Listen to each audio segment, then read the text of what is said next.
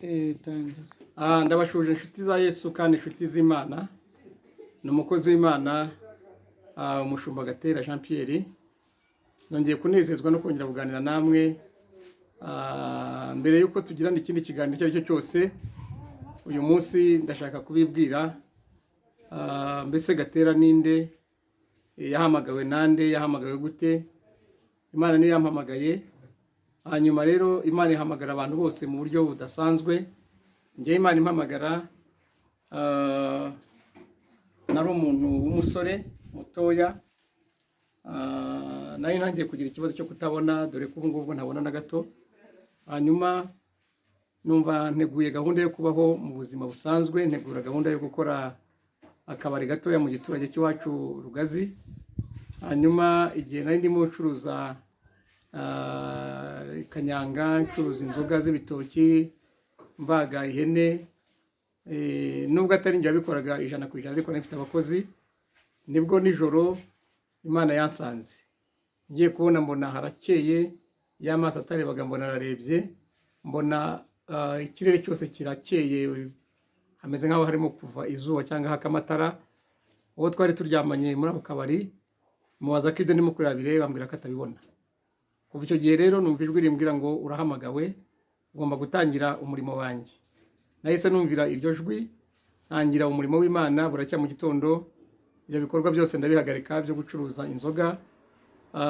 Kera bajyaga bakunda gukora umuganda mu Rwanda muri ariko wa kabiri. Hanyuma ubwo mu gitondo byari kwa mbere nijoro, mu gitondo kwa kabiri nibwo abantu banyuze bajya mu muganda baje gusogongera, basanga ndimo ndazimena. Babwira ko kandi ibyo nabivuyemo. Hanyuma ubwo mba nakire Yesu gutyo. Mu gihe cyo kwakira Yesu rero kwanjye, nahise ninjira muri gahunda yo gusenga. Igenda ndimo senga kuwa kabiri, kuwa gatatu, kuwa kane, kuwa gatanu. Nibwo nagiye kuba numva umuriri uramanutse, aho nari ndi mu rusengero nyine, numva intebe nari ndicayeho iratangiye iratitiye, numva imbaraga ziramanukiye, ntangira kuzura umwuka we, ntangira kuvuga mu ndimi. Hanyuma n'Imana itangira kumbwira ko intamitse amagambo yayo. Kuva icyo gihe ku cyumweru natangiye kwigisha mu rusengero, kandi nabwo nari ngeze mu rusengero bwa mbere, mbaha ubuhamya, mvuga n'ijambo ry'Imana, nkomerezaho gutyo. Ndashima Imana rero yampamagaye, ikangirira neza. Iyo ngenzuye ubuhamya bwanjye, nsanga nta muntu ari kubasha kumpamagara ngo agire ikintu ankoresha. Nta muntu agomba kuntuma, nta muntu agomba kugira ikindi kintu amarira. Ni Imana y'ubwo yarebye ko ngomba kuba umukozi wayo. Iyo ngiye gutanga ubuhamya bwanjye cyane, nkunda gusoma ijambo ry'Imana muri Ezekiel 16:8-9. Reka bawudusomere. Aravuga ngo, nuko nkunyuzeho ndakwitegereza, mbona ugeze mu gihe cyo kubengukwa, maze gutwikiriza umwitero wanjye, nambika ubwambure bwawe, ndetse narakurahiye nsezerana nawe, maze ubu wanjye, niko Umwami w'Iteka avuga. Amen. Arakoze cyane umwana kusomera iri jambo. Iri jambo ryahise riza, niryo jambo natangiriyeho kwigisha. Imana igaragaza ko imbengutse. Buriya iyo ndimo mvuga kubengukwa, cyane cyane abantu bafite ingo bamaze kurambagizwa cyangwa kurambagiza, umuntu akubenguka afite impamvu. Kandi ntibazakubeshye, umuntu wese abenguka umuntu afiteho inyungu yuko wenda azagenda bakavuga dore umugore w'uburanga bwiza, dore umugabo ufite imico myiza. Ariko je Imana yambengutse ntekereza ko nta n'umuntu wambenguka, kuko n'abantu bari batangiye kubona ko ntacyo nzimarira. Kuko nibyo nakoraga, abantu bari batangiye kujya banyiba, batangiye kujya babinyereza, kubera ko imwe ntabaga mbireba neza, nko kujya guteka izo kanyanga bakampa izo bashatse, nko gucuruza amafaranga bakabariranya. Dore ko nari namatangiye no kumwuga wo kwiba. Ni ukuvuga rero nari nateguye gahunda yo kwiba, nshaka abahungu bageze ku 8 bazajya bafasha gukora umurimo wo gutera Gatarina. Nateguye n'abandi bahungu 8 bazajya bafata umurimo, bazakora umurimo wo guhotora. Ni ibintu nashakaga amafaranga yihuse kugira ngo byibuze amaso azatsiratize maze kugira depo y'amafaranga, ariko ntibyakunda. Imana impamagara ibona ko ibyo ntacyo bizamarira. Rero ubuzima bwanjye bwose bwahise burangirira aho ngaho muri indi gahunda. Imana iranyiharira. irambenguka impindura umukozi wayo, ntangira umurimo wo kuvuga ubutumwa no kuririmba. Hanyuma igihe kigeze Imana iza kunyemerera kugira n'umuhamagaro wo kuyobora umukumbi w'Imana. Ni ukuvuga kuva muri 1993 mu kwezi kwa gatatu ku itariki 27 nibwo narobanuriwe kuba umukozi w'itorero. Ni ukuvuga icyo gihe nabaye umuvugabutumwa, mba umuyobozi bita ba mwarimu bayobora amatorero, kandi biyobora ari ugiye kuritangiza, rigira abantu benshi rirakomera, n'ubu riracyariho. Ni ukuvuga rero nyuma yaho gatoya nibwo natangiye kuba umushumba kugeza n'uyu munsi. Nayoboye mu buryo bugeze kuri 4.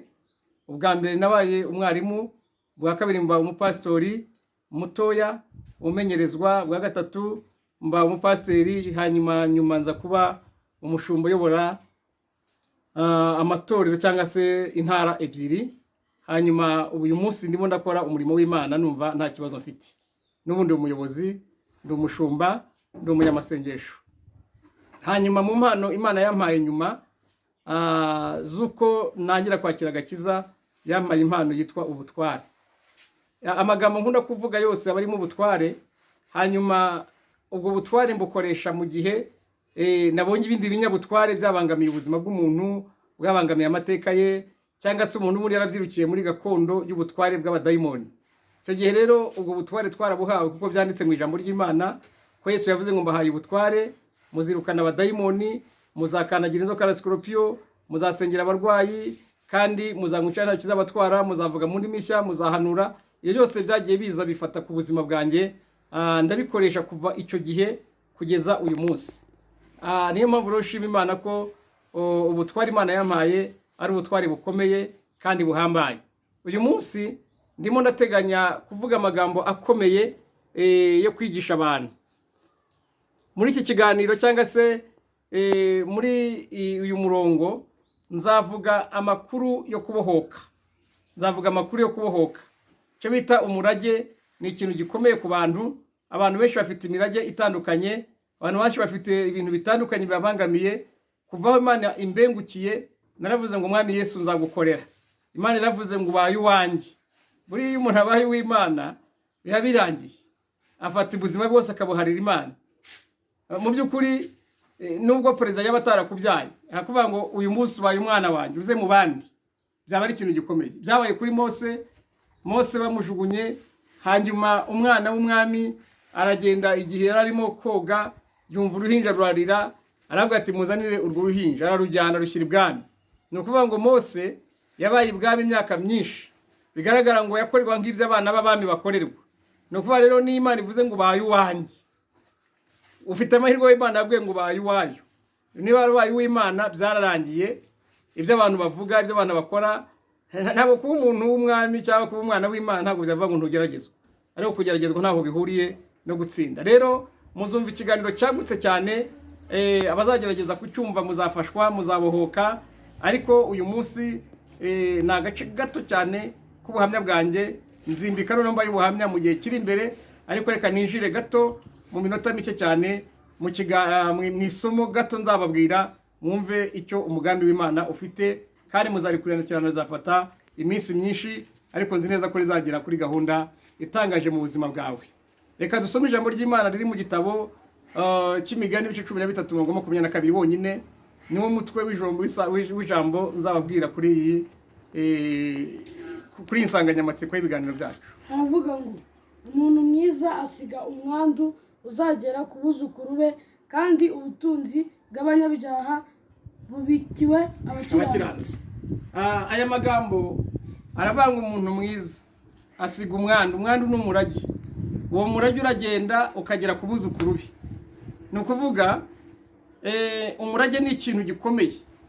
Umurage ni ikintu abantu benshi badasobanukiwe, ariko umurage ni amasezerano akomeye aba aturuka ahantu kure, kandi uyatatiye agira ikibazo. Ni ukuvuga rero iyo ndimo mvuga aya magambo, mashaka kubabwira yuko mu by'ukuri muzakurikirana cyane cyane cyane ijambo ryitwa umurage. Umurage wawe ushobora kuba utabuzi, ariko uva muri gakondo y'inkomoko yawe ahantu kure ku buryo budasanzwe.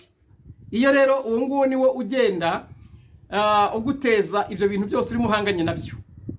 Ushobora kujya gutyo ukisanga rimwe ufite igikundiro, ubundi ugize icyangiro, ubundi ugize agaciro, ubundi uragataye, ubundi urarambagijwe, ubundi umugabo ukabona umusore agiye mu buryo utazi, wajya kubona ukabona ubundi wuzuye imbaraga, ubundi ukumva agiye mu ntege nkeya, wajya kureba ugasanga hari ibyaha wabashije kunesha, ubundi ukabona byongeye byakugarutseho, wajya kumva ugira umunezero, mu kandi kanya ukumva ufite agahinda, wajya kumva ufite urukundo, mu kandi kanya ukumva uranga abantu, wajya kureba ugasanga urifata neza mu rugo rwawe, mu kanya gato si ubwa mbere si ubwa kabiri urugo rusenyuka. Hariho n'abari mu ngo za gatatu uyu ngubu ariko nazo ukabona zirimo zidigadiga.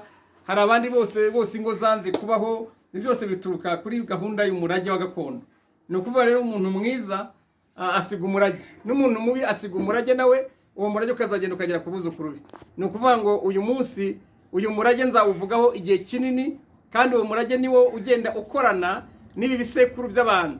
Ibisekuru by'abantu wajya kuvuga umuntu ngo ni umwega, ni umucyaba, ni umugesera, ni umusindi, ni umuzigaba, ni umwungura, ni umusinga. Ibyo byose bigenda bikomoka ahantu muri wa murage wa gakondo yacu, hanyuma bikagenda bigira n'izindi ngaruka iyo umuntu atitwaye neza. Ni ukuvuga rero ngo tugomba gusenga Imana. Niba waragumbashye ukurikira igisekuru cyanyu wasanga harimo ingumba, niba ukunda kurwara umutwe ushobora gusanga hari n'abantu bo mu miryango yanyu bagiye bicwa n'umutwe. Ni ukuvuga ngo ibi byose ni umurage tuzavugaho umwanya munini. Niyo mpamvu ushaka ko uyu munsi usobanukirwa neza uyu murage. Hanyuma muri ibyo bintu byose mbabwira, shima Imana ko jyewe mu byo nkora cyangwa se mu byo nahamagariwe ntabwo nkopera. Ni amagambo Imana yampaye, ni amagambo Imana yashyize ku mutima wanjye, kandi Imana iyashyiraho. Niyo mpamvu ushaka ko babwira ko iyo turimo dusenga tubona ibikorwa by'Imana bikoreka, tubona ingumba zibyara, tubona abarwayi b'indwara zananiranye barimo gukira, tubona abantu. Mfite ubuhamya bwinshi nzabaha bw'abantu bafatika. Hari n'igihe nshobora kuzazana bamwe mukabumva barimo bivugira ku giti cyabo. No muri iyi minsi harimo barimo gukira, harimo barimo kugenda bakira ubutumwa bwiza, bakakira gukira, bakakira kubohoka. Rero amahirwe ngira ntabwo ngira ububyutse cyangwa ngira ubukonje, uko Imana yampamagaye nuko nguko. Kandi ikindi cya kabiri, mfite 6 mu muhamagaro wanjye, kuko Imana yaravuze ngo uruwanjye nkorana amasezerano nayo, ya masezerano ya gakondo ya kera nyavanwaho. Ni ukuvuga uyu mugabo Ezekiel mu iyerekwa rye yavugaga amagambo akomeye ngo nuko nkunyuzeho mbona ugeze mu gihe cyo kubengukwa. Ni ukuvuga kubengukwa n'Imana ni ikintu gikomeye. Ubengutswe n'umuyobozi, nubwo yaba ari uwo mu mudugudu, arakuvuganira bikagera mu rwego rwo hejuru.